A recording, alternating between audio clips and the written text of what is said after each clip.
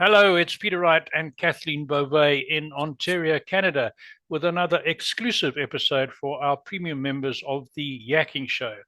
First, let me introduce co-host Kathleen Beauvais from Waterloo, Ontario. Hi, Kathleen. How are you doing today? I'm doing great, Peter. Thank you for that introduction. We always have interesting guests who are experts in their fields for our premium members, and today is no exception. Today, we want to welcome back Phil Johnson, who was with us in August to talk to us about his Master of Business Leadership program, which for the past 21 years has been helping executives and organizations bet on themselves by developing their emotional intelligence. Today, Phil will be presenting a slideshow to help us get a better understanding of the importance of emotional intelligence and how this can help your business. Phil, welcome to the show. How are you?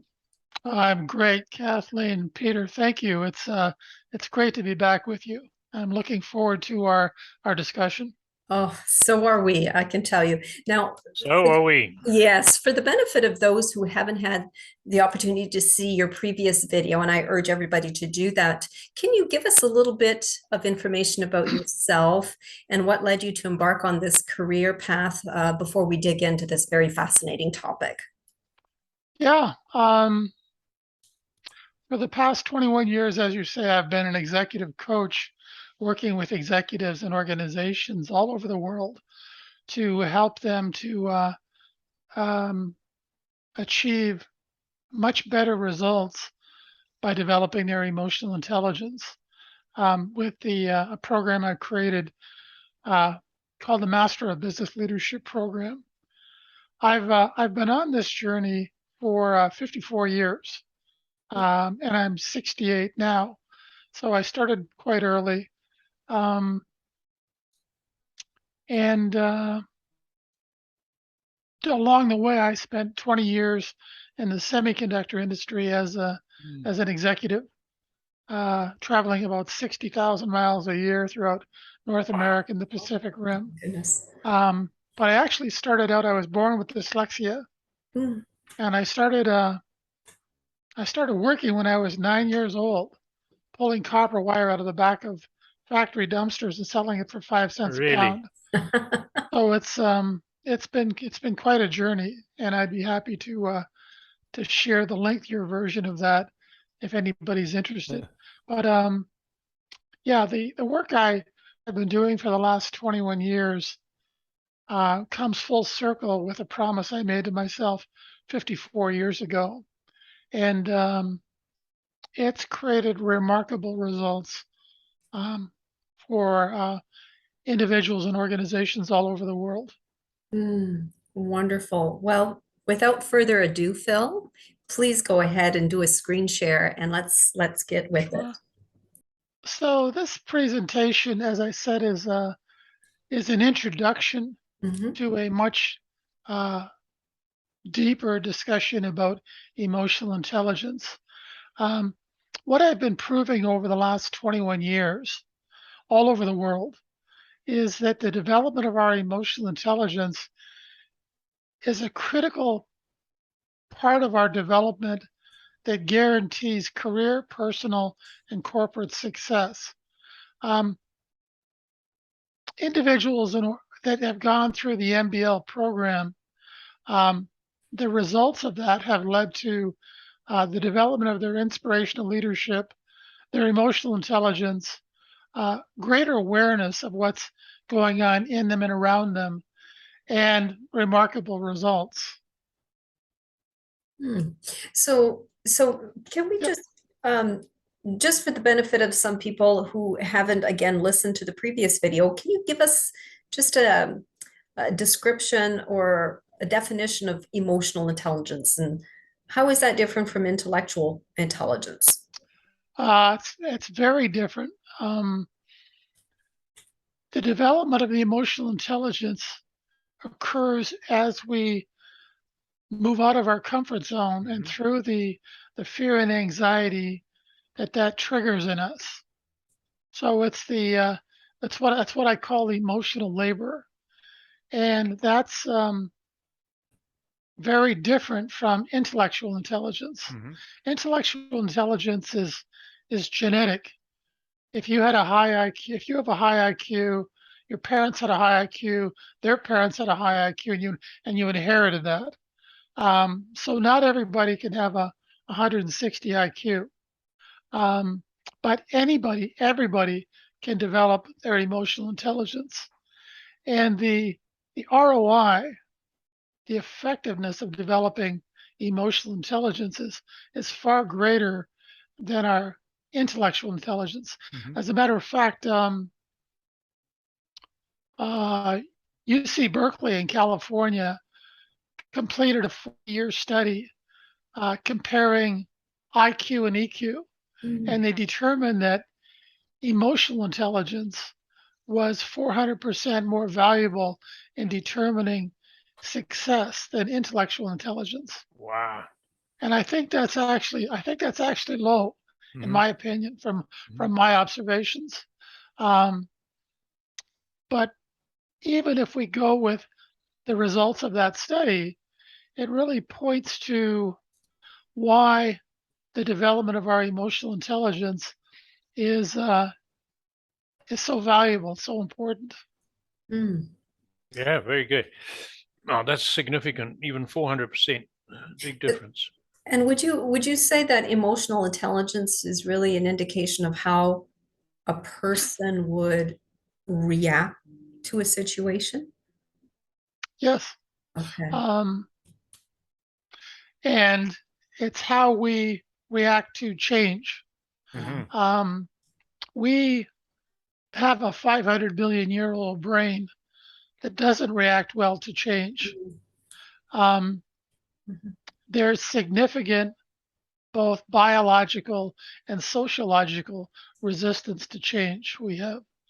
And that's really important, especially in this century, because we're facing a tsunami of change. Change is increasing at an exponential rate. Some scientists have estimated that in this century we could experience the equivalent of 20,000 years worth of change. Wow. And that in this decade alone, we're going to experience the equivalent of 100 years worth of change. So change is increasing exponentially. Never happened before. And we have a 500 million year old brain that really resists change. So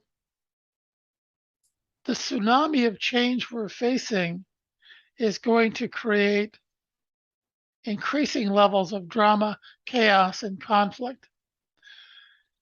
And we really need to be developing our emotional intelligence so that we're able to move through the fear and anxiety that change and innovation creates in us. Let me give you an example. Sure. There's a part of our old lizard brain called the amygdala that has been trying to keep us safe and alive by making sure we never leave the safety of our comfort zone.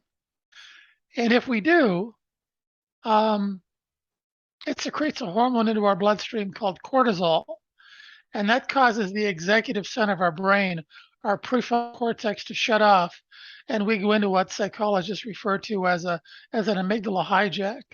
We go into fight, flight, or freeze mode. Some people lash out. Some people run away like a deer in the headlights, or some people run away, or some people freeze like a deer in the headlights. And when that happens in conflict situations, sometimes people die. And when it happens in business or personal situations, relationships die. We burn trust. So as an analogy, if you think of your amygdala as a very frightened 4-year-old child, the development of our emotional intelligence acts like a big brother or a big sister to quiet the amygdala response down and better enable us to feel the fear and anxiety that change and innovation creates in us and move through it towards what it is we're trying to achieve, as opposed to allowing that anxiety to keep us trapped in our comfort zone. Right. Does that make sense? Yeah, it makes a lot of sense. Mhm. Absolutely. Okay. So the development of our emotional intelligence, more and more companies are developing, hiring, and promoting emotional intelligence. As a matter of fact, there's one company that's currently doing over $1 trillion a year in revenue. That's $1,000 billion a year in revenue, whose primary hiring focus is on the search for people with above average levels of emotional intelligence. And if you're interested, I'll tell you what that is I'll tell you who that is at some point. Absolutely. Interesting. Yeah. As a bit of a teaser for our audience. Yes, for Absolutely. sure. For sure. I wonder if some of them can guess already. If not, they'll have to wait. Oh, there's only a couple of companies that are doing $1 trillion a year in revenue. That's right. Not many. So here's a little fun game I play with new MBL clients. Okay. And it's part of an initial kind of discussion. Yeah. So here's a picture with 9 dots. Mm-hmm. And I ask people if they can think of a way to connect all of those 9 dots without taking their pen off the paper. And I give them time to do that. Can you think of a way to connect those 9 dots with Well, 4 straight lines? 4 straight lines. I'm going to keep quiet because I've seen this before many years ago, and then reading your information I was reminded. So I'm not going to spoil it. Well, I had the opportunity to see this before, but what was interesting is that, and I don't know if most people would think this way, but your initial reaction when you say connect the dots without taking your pen off the paper, you're literally trying to connect the dots. But in this case, you kind of have to go outside the you like go through them in order to make them connect.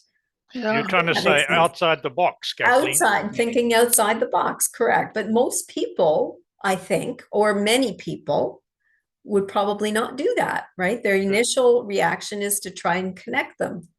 Yep. Literally without. So for our listeners, here's what that would look like, and it is possible. So here's what it would look like: 1, 2, 3, 4. Oh, yep. But the bigger discussion here, and the reason why most people find this difficult, is that they immediately draw a box around the periphery of the 9 dots. Right. And what's inside the box is what they view as possible. And what's outside the box is what they view as impossible. Impossible. And this is what we all do. It's called our paradigm. It's called our belief system.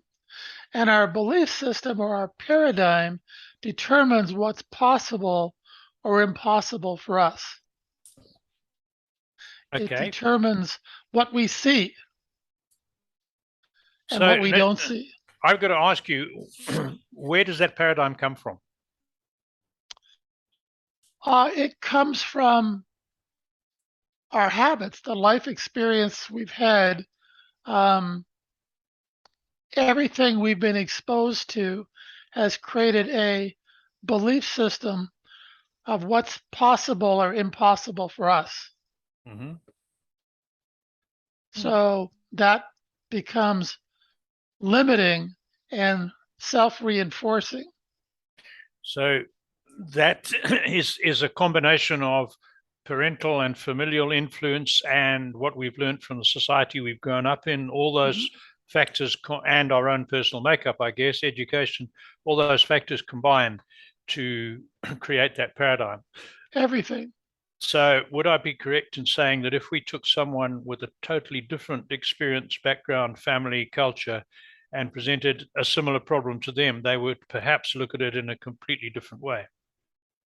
They absolutely would. As a matter of fact, everybody looks at it from their own paradigm. Every single person on the planet is viewing the world through their belief system. through their paradigm. So it becomes, think of your paradigm as the glasses that tint what you're seeing, that determine the stories you tell yourself about what's possible or impossible for you. Mm-hmm. It creates the limiting beliefs that our amygdala reinforces to make sure we never leave that paradigm. Right. We never leave that our comfort zone. We never leave the safety of our cave, so that our level of consciousness is a reflection of our belief system, our paradigm. And we cannot get better results than our current level of consciousness. Mm-hmm. In order for us to get better results than we're currently getting, we need to raise our level of consciousness. And this is part of what occurs in the MBL program, in the Master of Business Leadership program. You become more conscious of what's going on in you and around you. You are able to move outside of your comfort zone, outside of your paradigm about what's actually occurring. So we don't see things. Here's a phrase lots of MBL clients like. We don't see things as they are. We see them as we are. Mm-hmm. Our reality and the reality often are not the same thing, because our reality is being filtered through our belief system, through our paradigm. Does that make sense? Yeah, absolutely. Yeah. Here's an example. What do you see in this picture? And this is really for not for our listeners. Mm-hmm. But what do you see in this picture? Well, we're seeing for those of you just listening, we're seeing a brick wall and what looks to be a stone between bricks, caught between bricks. Okay, great. What if I told you that there was a 6-inch cigar sticking out of that wall? Oh, for heaven's sakes. So here it is. Oh, yes, I see it now. So this is very important because there's part of our brain called the reticular activation system that sees everything. But what we see in our unconscious mind is only a fraction of what our conscious mind sees.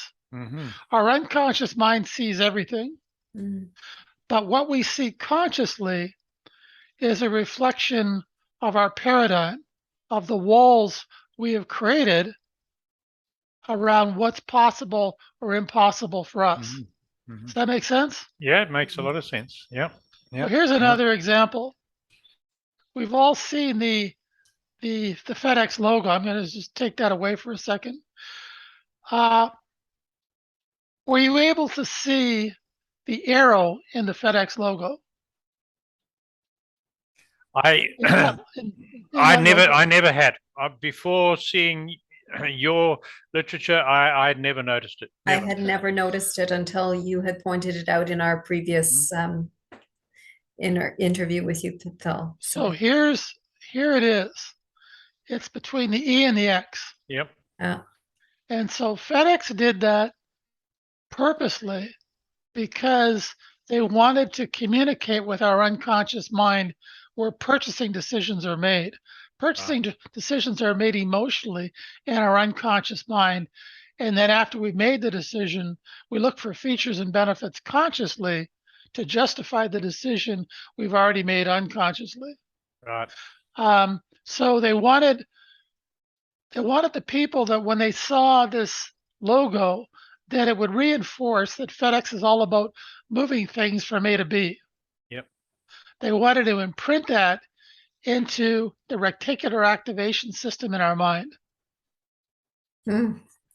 So as we learn to lower our walls, as we go through the MBL program, part of what occurs is we expand our consciousness.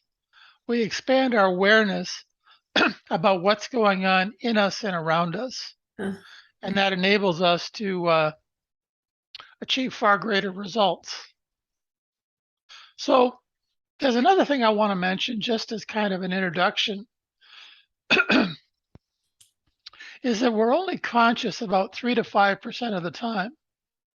The rest of the time, we're relying on our unconscious habits to determine our behavior and our results. Really? 3 to 5%?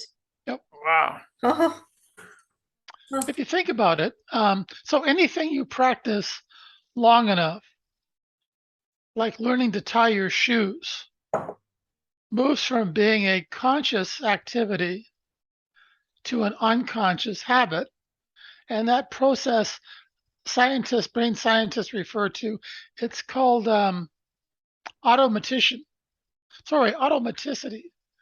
It's whatever we practice long enough moves from a conscious activity to an unconscious habit.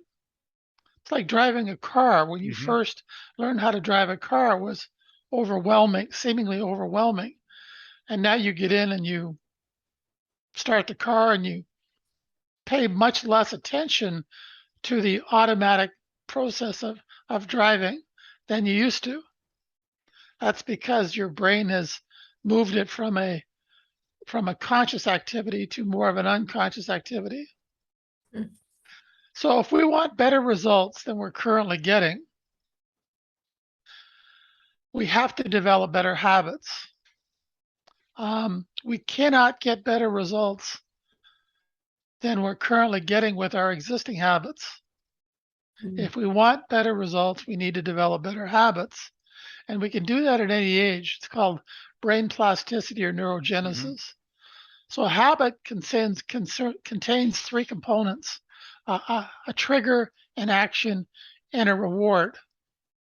So the habits that we've developed in our life that are responsible for 95, 98% of our results every day, we put in place because they got us something we wanted. They got us a reward that we wanted. So we kept doing it. And in doing it, we strengthened those habits. But what worked for us at one point in our life might end up killing us. They're what stands in the way of new habits to get better results. Let me give you an example. you're right. There's actually a group of scientists that were paid a few $1 million to go into the Arizona desert many years ago and study the sand wasp. And here's an example of what a sand wasp looks like. So the sand wasp lives in the desert floor, and it builds a burrow, a hole, and that's where it lives. So the scientists kind of set up a viewing position some distance away from the sand wasp, from the sand wasp's lair, and it noticed that every once in a while it would leave and it would go looking for food, and it would eventually find some food and come back and put it outside of its hole, and it would go in and look for predators that might have gone in there while it was away. And if there was nothing in there, it would come back out and get the food and bring it back into their home and eat it. So after a while, when this is occurring, when the sand wasp had come back with some food and put it outside, the scientists would sneak up and steal it away. Huh. And the sand wasp would come out and look for its food, and the food would be gone. And the sand wasp would be, I guess, upset or whatever sand wasps do, but it would have to go and find some more food. And it would go and find food and eventually come back and do the same thing again. It would put the food outside the burrow and go in and check for predators. And the scientists would steal the food away again. And this happened over and over again until the sand wasp died of starvation. Oh, See, that sand wasp had a habit that was so Yep. hardwired into it that it would rather die than change. Right. Right. And that's like all of us. It takes an incredible amount of effort, or what I refer to as emotional labor, to move outside of our comfort zone and develop the new habits that are needed for us to achieve better results than we're currently getting. So let's jump in there. When we want to do that, which of those 3 points on your previous screen do we start with? Do we look for a better trigger? Do we look for the reward?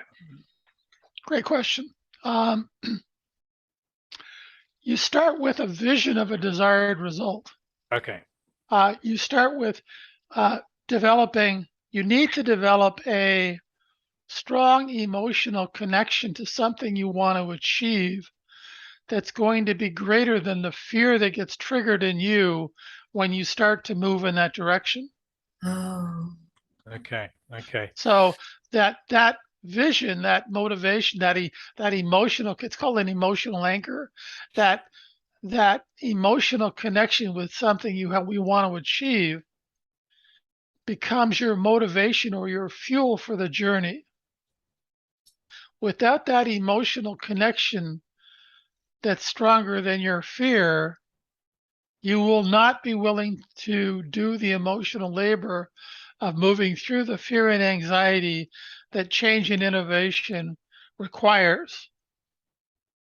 Okay. So you may want better results than you're currently getting, but if you don't have that urgent desire for better results, that emotional connection, that fuel for the journey, you won't be willing to do the emotional labor that getting better results requires. Okay. So that makes let sense? me ask you something else there. If there's pain involved, does that help reinforce you getting over the fear and adopting that new habit quicker? Yes. And let me tell you why I ask you that. Some years ago, I badly injured my left shoulder, and I was having physiotherapy. And because I'm right-handed, I always used to if I put a jacket on, I would put my right arm into the jacket first, lean my right arm over my shoulder, and then put my left arm in. But because my left arm was so painful, my shoulder was so painful, that was an extremely painful maneuver. So I said, well, if I put my left arm in first, I've got all the room in the world to get it in without it causing pain, and then I can manipulate my right arm. And it worked. It was beautiful. But the next morning, I started putting my left arm, and it took me over 2 weeks before it became automatic and a habit, right? But once it did, it stayed with me for as long as it needed to. So that's why I asked if there's pain involved, can it be an additional motivator? Yes. There's only 2 sources of motivation. That's a great question, by the way. There's only 2 sources of motivation that will cause us to want to leave our comfort zone. One is pain, or an urgent desire for better results, or the other one is passion. And hardly anybody's connected with their passion, at least initially. So for the most part, the motivation usually comes from pain, an urgent desire to move away from something that's causing you pain, or an urgent desire for better results. I need higher levels of employee and customer engagement, need to generate more revenue, reduce turnover, reduce burnout. Whatever the pain is, that becomes the motivation, if it's great enough, for change. Right. And this brings up the second biological source of resistance we have to change, and that is our existing habits. Once we develop a habit, it's there forever. It's a neural network pathway in our brain that we create through our actions. It's how the brain cells connect. That's what a habit is. And although we can develop new habits at any age, those new habits are going to be weaker than our old habits, because there's an insulation layer that goes around the neural network pathway called myelin. Mhm. Mhm. And it's thicker when we're younger than as we get older. Okay. So there's going to be an ongoing battle internally for control, for dominance between our new habits and our old habits, even if the new habits work better, even if the new habits provide better results than our old habits, so that developing and strengthening new habits requires repetition, dedicated repetition over time, so that in time they become the default way of being. But it's your old habits are never going to go away. They're always going to be there. And without that dedicated practice, it becomes very easy. It takes less of our metabolic energy to slip back into old habits Right. than to stay with the new habits. Yep. Mm. Great question. Let's see what else we've got here. What you got there? Mm. So this is the journey to getting better results. This is about what happens in the emotional labor of moving through the fear and anxiety that gets triggered when we leave our comfort zone. And that's why we need an emotional connection with a desired result that motivates us to do the emotional labor of moving through the discomfort that change and innovation creates in us. And if we're not willing to do that, if we're not willing to do the emotional labor, if we don't have that emotional connection to what it is we're trying to achieve that's stronger than our fear, our comfort zone becomes our prison. Mm-hmm. Right. And I mean, this is so true, not just in your personal life, but also in business, isn't it? I Mhm. mean, Everything. yeah. We have one set of habits that we take with us everywhere. Mm. Business, personal, everything. Mhm. We're not two different people. We're one person with the same set of habits. The good news is when we develop better habits in one part of our life, we carry it over into all aspects of our Mhm. life. Mhm. Everything gets better. That's why I say the development of our emotional intelligence guarantees not only career, but personal and corporate success. Right. So there's So, this, go ahead, Peter. no, I was going to say, what happens when we've been sitting for a number of years inside that comfortable cell that you had on the previous slide, and some huge outside force factor comes along and smashes that cell completely and takes away everything that kept us in there? I guess we're faced with two choices. We can either give up or we can abandon all the old habits and immediately start building some new ones. Mhm. That's exactly right. Those are the two choices.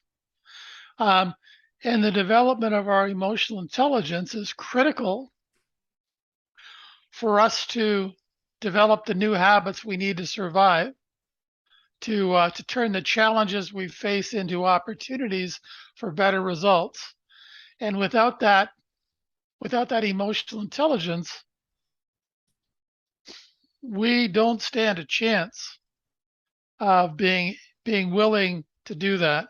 So we get deeper and deeper into our comfort zone, and our world, our paradigm becomes smaller and smaller and Mhm. smaller, and our results get worse and worse and worse. Does that answer your question? Yes, it does. It does. Because in my experience, I've seen people with similar backgrounds, abilities, resources, similar in many ways, faced with a serious set of circumstances. And one of those, if I'm looking at two, and I can think of many examples, will go through a period of discomfort, survive, and go on to do great things. The other one will be destroyed and will never recover. Yep. Right. Yep. And unfortunately, our lack of emotional intelligence See, our educational system and our employment system has focused primarily on our ability to do intellectual labor. And they've really done nothing, little or nothing, to develop our emotional intelligence. So we have this tsunami of change coming at us that we are completely unprepared for. We have to be developing our emotional intelligence to be able to deal with the challenges we're facing and look for the opportunities embedded in those challenges. Without our emotional intelligence to assist us, we'll be overwhelmed. Right. So how do we develop this emotional intelligence? Well, you hire me. So here's a picture. This is just, I just wanted to show you a picture of where our amygdala is located in. And this is what's referred to as our old lizard brain. It's been around. It's at the base of our spinal column, and it's been around for about 500 million years. The middle part of our brain is called the limbic system, or our emotional brain, and the outer part is the neocortex, which has been around, I think, for about 250 million years. So much of what drives us comes from this part of our brain. Right. And when we resist change, it causes our walls to go up. And we become more resistive, more judgmental, more attached to outcome. When we're being controlled by our ego-based fears, it really blinds us to the reality of the present moment. It blinds us to our ability to turn the challenges we're facing into opportunities. And there's another way to look at the difference between intellectual and emotional intelligence. Think of intellectual intelligence as the 1/10 of the iceberg sticking above the water, and emotional intelligence is the 9/10 under the water. Right. So developing our emotional intelligence will have a massive and incredible multiplier effect on your results. So emotional intelligence is meant to work with our intellectual intelligence to multiply results. Right. Here's another way to think of this. Imagine our ability to do intellectual labor, or our intellectual intelligence, as somebody giving us $10,000 a day for 31 days. So at the end of 31 days, you've got $310,000. Right. And that's fixed. Now think of emotional intelligence as a penny that doubles in value every day for 31 days. So day 1, you've got a penny. Day 2, you've got 2 pennies. Day 3, you've got 4 pennies. Day 31, you've got $10.7 million. Day 40, you've got over $5 billion. Wow. Day 50, you've got over $5 trillion. So the ROI, the multiplier effect of developing our emotional intelligence, far surpasses, as the UC Berkeley study found over 40 years, our emotional intelligence, the development of our emotional intelligence, far surpasses our intellectual intelligence. Right. And it's something that everybody can do. And it's something that everybody needs to be doing. This is a slide. Go ahead. This is a slide just saying that each of our emotions has an energy frequency associated with it. And when our walls are up, when we're being resistive, when we're giving into our fear and being resistive, judgmental, and attached to outcome, the feelings, the emotions we feel often are in this area here.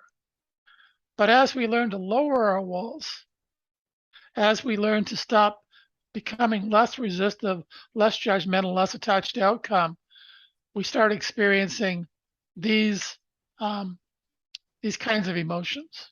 Hmm. Does that make sense? Yes. Yes, it does. It Yeah. does. But most people feel that anger is always a negative, destructive emotion. I would argue that at times anger could keep us alive and could be, in fact, a motivator. Yeah, anger is fear. When you see somebody angry, when you get angry, think fear. Mhm. Anger is simply fear. It's ego-based fear.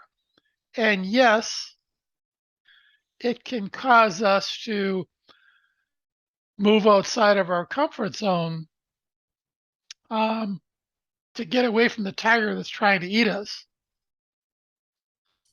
But it also blinds us to the reality of the present moment. It blinds us to being creative. It blinds us to releasing our genius, to connect it to get better results.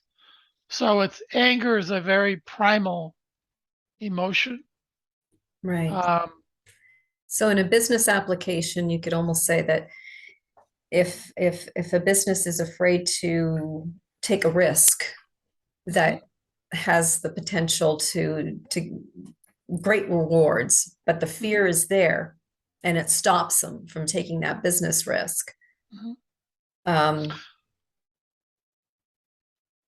They're paralyzed. They can't go any further. So they've just, There's anger. yeah. That gentleman in this picture is angry because he's afraid of something. And it creates toxic environments. I don't know if I have the numbers here. Let me just see. No, I don't.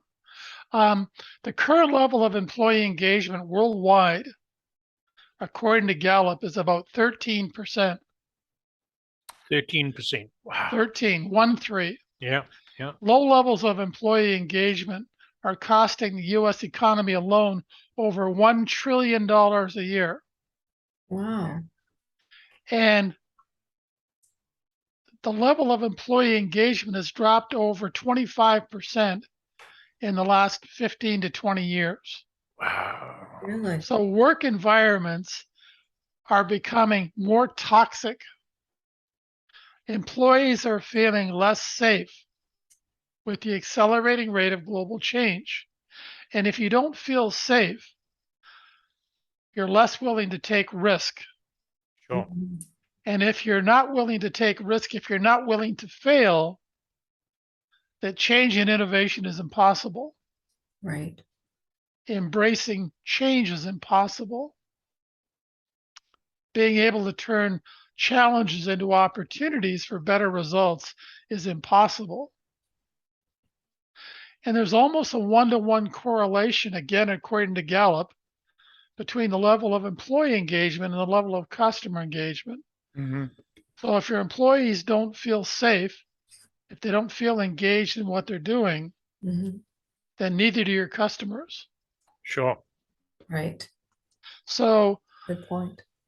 the lack of emotional intelligence that creates, amongst other things, toxic work environments driven by fear has an incredible cost associated with it in dollars and cents. Yeah. That makes sense.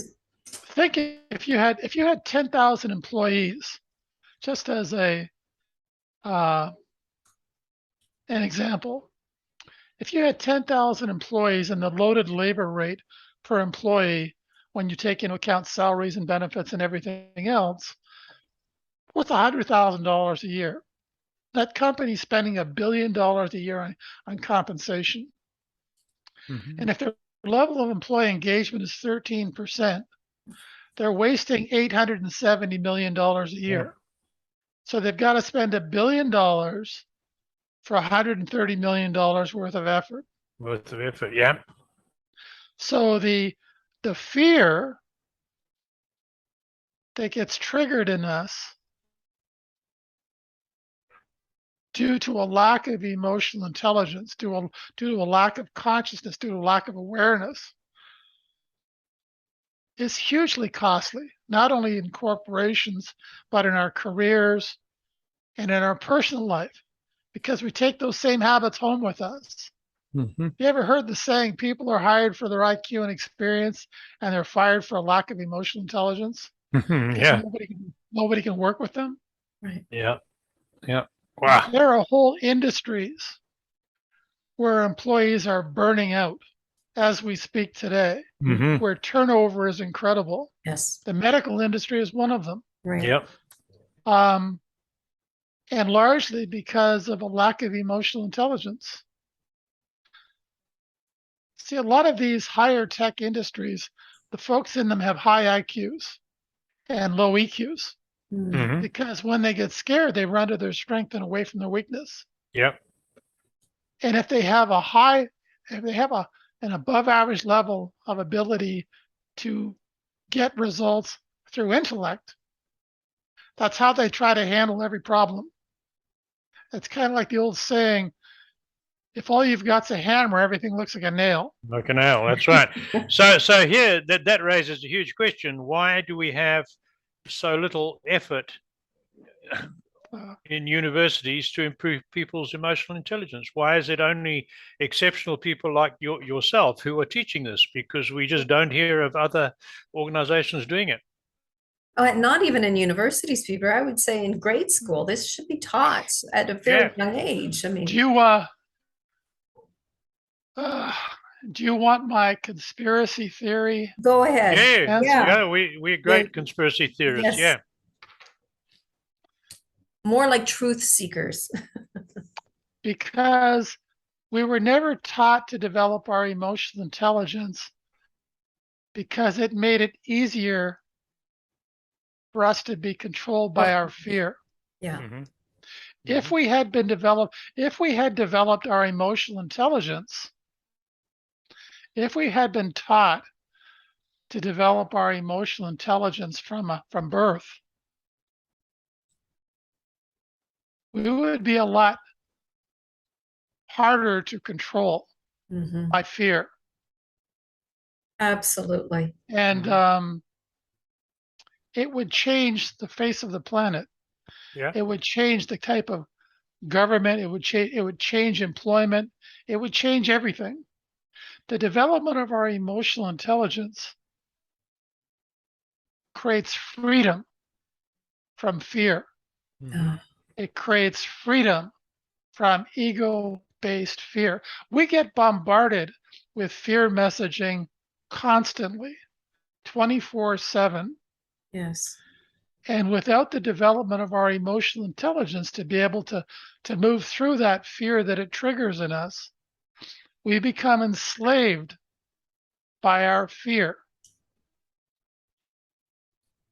Mm.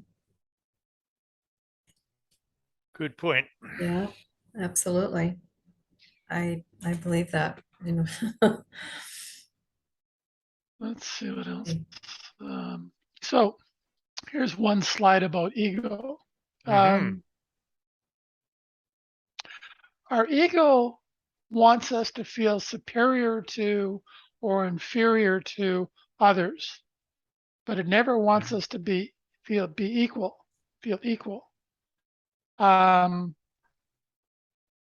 Our ego never wants us to be in the present moment. Our ego wants us to be focused on some potentially better future moment or some past moment, but it never wants us to be in the present moment. And the present moment is all that exists. Mm-hmm. The present moment is all that will ever exist.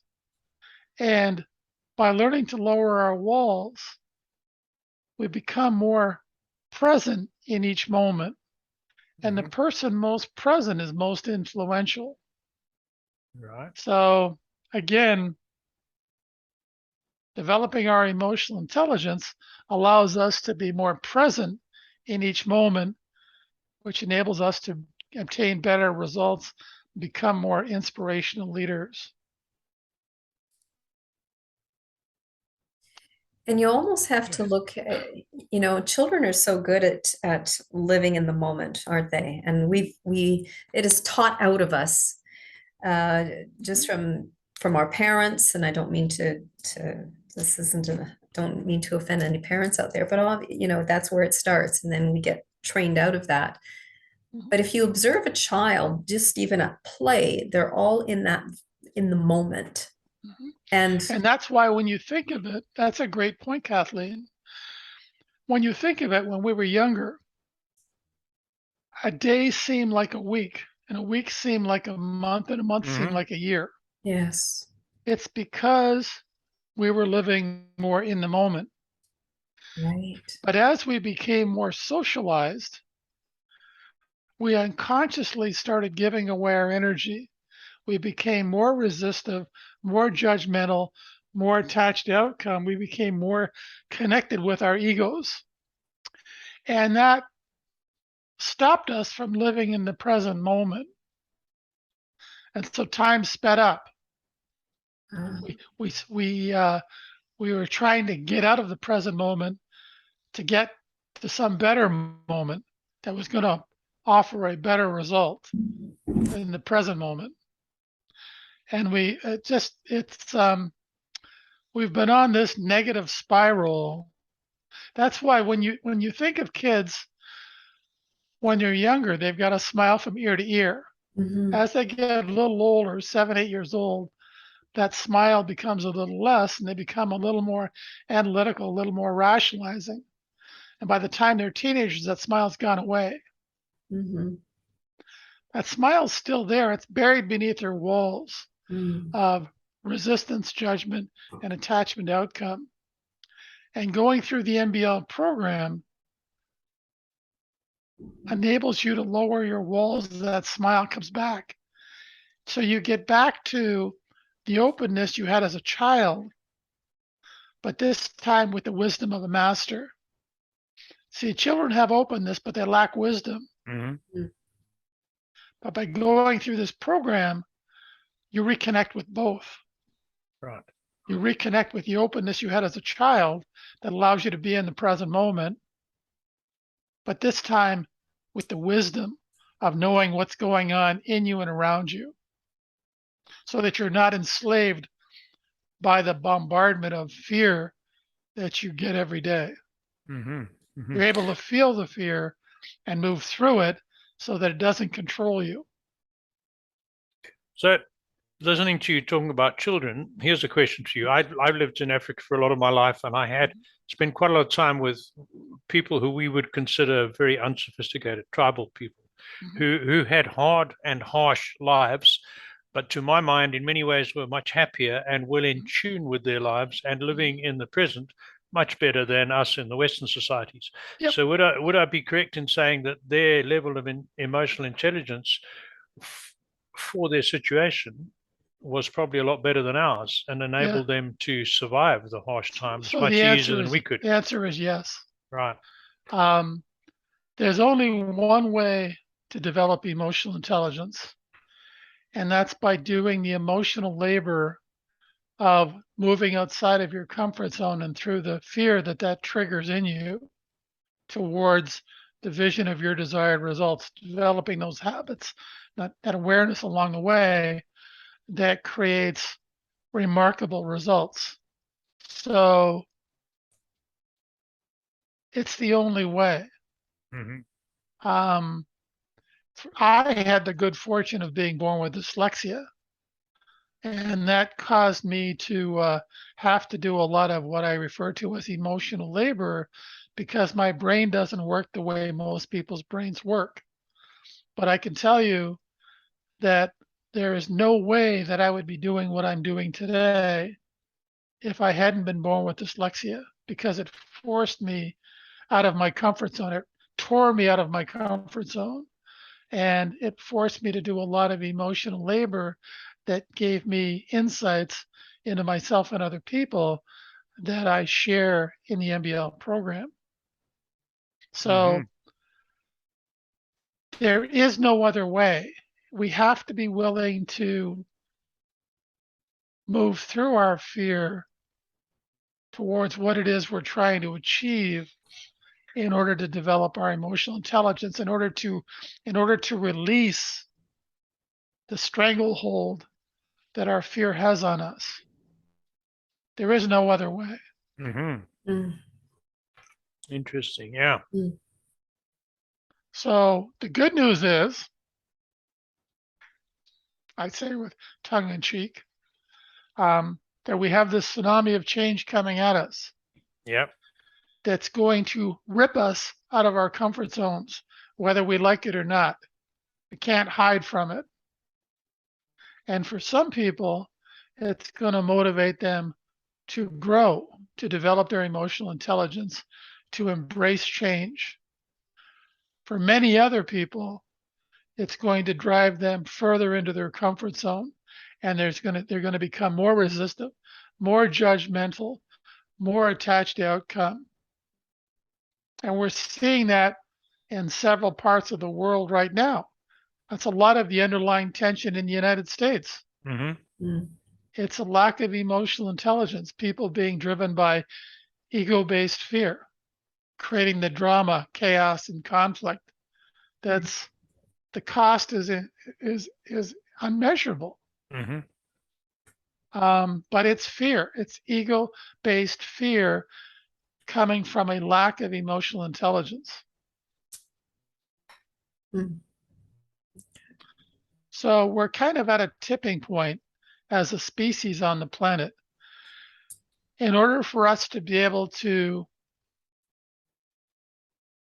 move through the accelerating rate of global change, we have to be working on the development of our emotional intelligence. The development of our emotional intelligence isn't a solution to the challenges we face.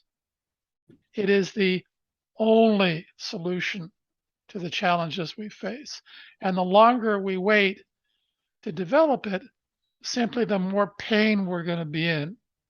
So that's why I encourage, and I've been encouraging individuals and organizations all over the world for the last 21 years to bet on themselves by developing their emotional intelligence. Now we know what that means, and it makes sense. Absolutely. Yeah. So this is a picture that kind of refers to the methodology required in organizational change. I won't get too much into it, but the sheepdogs are the people with the emotional intelligence are the ones that are going to battle the wolves that are trying to feed off of the sheep in the organization. That are the ones that are creating the drama, chaos, and conflict within the organization. The sheepdogs are the ones that are going to lead the rest of us to safety. Right. So that's what the MBL program does. The MBL, the Master of Business Leadership program, develops sheepdogs that are able to become inspirational leaders and generate remarkable results. The development of our emotional intelligence, I can't stress this enough. The development of our emotional intelligence will guarantee career, personal, and corporate success because it's physics. It has to do with energy physics. So, but it's not easy. It requires emotional labor. Like your example, Peter, with the people, the tribal people dealing with harsh conditions. That's the price we have to pay for our freedom from fear. Oh, absolutely. There's no magic here. There's no silver bullet. In order for us to free ourselves from our fear, in order for us to get remarkable results, in order for us to ensure that the rest of our life is the best of our life, we have to be willing to do the emotional labor required in leaving our comfort zone to go get it. Right. Yep. Phil, you just talking about your course and what you offer. Do you want to expand a little bit on that? How long is it, for instance? Sure. Can people do it remotely? Mhm. Can you I tell do our it. audience a bit more? Yep. I work with people all over the world, just like this, via Zoom or Skype. It's a 16-week program where we get together for an hour a day for 16 weeks. Sorry, an hour a week Hour a for week. Okay. 16 weeks. And there's homework. And so the program's phenomenal. It's interesting. I see the development of emotional intelligence is an experiential process. It's not an intellectual process. And as folks are going through the program and they're doing the work required, they're amazed at the level of awareness and the results they're generating. And they're really, they're saying, this is incredible. And I said, yeah, I know. But is there anything I could have said to you in the beginning that could have prepared you for what you know now? And they all say, no, there's nothing you could have told me that could have helped me to understand what I understand now. And you see, that's the difference between knowing something intellectually and knowing something emotionally. Right. The development of emotional intelligence is an experiential process that always requires an initial leap of faith. And that leap of faith is usually driven by fear, by pain, by an urgent desire for better results than they're currently getting. But going through the program, it's interesting. Going through the program, the motivation changes from a desire to get away from the pain to a desire to move towards the passion. Right. So there's a whole transformation that occurs in the process. It's quite fantastic. It's quite remarkable.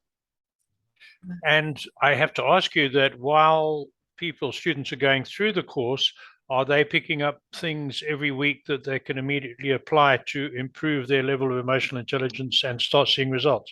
Yes. They start to see results immediately in the first week. And those results keep getting greater and greater and greater and greater. That's the penny doubling journey. Right. Absolutely. Excellent. There are And actually, you remind me, there are some companies, some individuals I've been working with for over 13 years because the ROI and learning to master this process keeps getting greater and greater.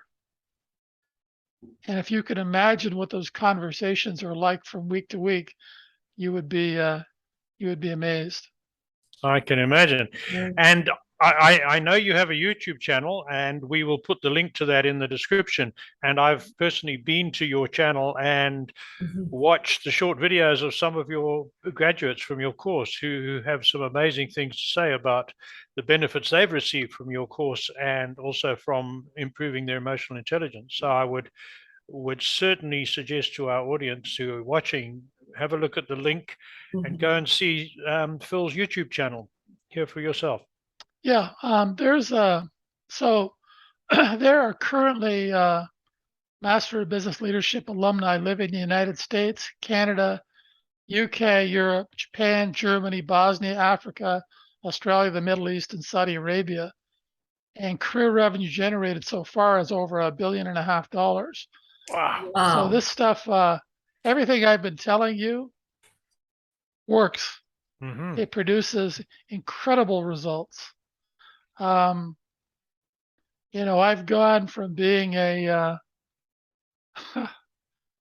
gone from pulling copper wire out of the back of factory dumpsters when I was 9 years old and selling it for 5 cents a pound to helping individuals and organizations generate hundreds of millions of dollars.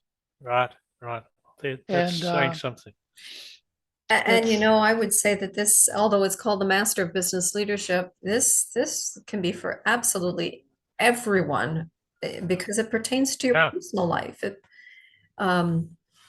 It goes throughout everything, business and personal, I think. Yep. It as we were saying earlier, that we're the same person no matter where we are. Absolutely. We bring the same habits with us whether it's home or work or wherever. Sometimes we think we're different people, but we're not. We put on masks, but we're the same person beneath those masks. Absolutely. So I was also thinking that as kind of a little bonus here, for anybody that's interested, they can reach out to me on my Zoom calendar, and I'd be happy to meet with them and hopefully provide some value in helping to develop their emotional intelligence. Wow, that is so generous of you. That's very Phil, generous. and we're going to put that link, aren't we, Peter? Absolutely. That'll be in the description and a subtitle for the video. And for our audio listeners, check in the description and you can find that link for Phil's free consultation. Thank you, Phil. That's great. Yes, that is. So my final little comment here is I would encourage everybody listening to this to bet on themselves by developing their emotional intelligence. They won't regret it. Certainly from what I've heard and seen of your literature, your material, and what you said today, I would endorse that. And before you go, let's put our audience out of their misery. And why don't you tell them about the company you mentioned right at the beginning, the Yes. $1 trillion company? Thanks for reminding me. That company is Apple. Right. That's why when you go in an Apple store, the energy you feel is an example of a more emotionally intelligent environment. And it's a very different energy from the energy of the store surrounding it. See, they're not trying to sell you anything. They want you to have a great experience. They want to understand your pain and, if possible, offer a solution. But whether or not you buy anything is secondary to their desire to want to serve you.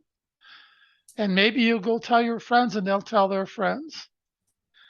And that level of trustability is a direct reflection of the level of emotional intelligence within the individuals in that organization. And their level of emotional intelligence inspires the people, the clients, the customers that come into the store to lower their walls. It's called actually emotional contagion. So people are drawn into that environment because of the level of emotional intelligence. They feel safer in that environment. So the development of more and more, more and more companies are hiring, developing, and promoting emotional intelligence. Emotional intelligence represents the future of organizational development. Right. I agree with you 100% from what, yes. Yep. Well, thank you, Phil. That's, wow, we could go on all day. This is so fascinating. Everything you have been telling us and our audience, it's really great stuff. And I think you're right. This is the future of the planet rests on people listening to people like yourself and learning how to improve their emotional intelligence, because otherwise the future doesn't look too good, quite honestly. Agree. Well, we're at a tipping point, and this is the opportunity where we're best able to rise up. Yep. Absolutely. Well, thank you so much, Phil, for that. It was just so enlightening, and we hope to see you again. And of course, we welcome your suggestions for the type of expert guests you'd like to see and hear on the show. And please feel free to reach out to either Peter or myself. We would love to hear from you. So until next time, everyone, take care. Bye-bye. Bye-bye.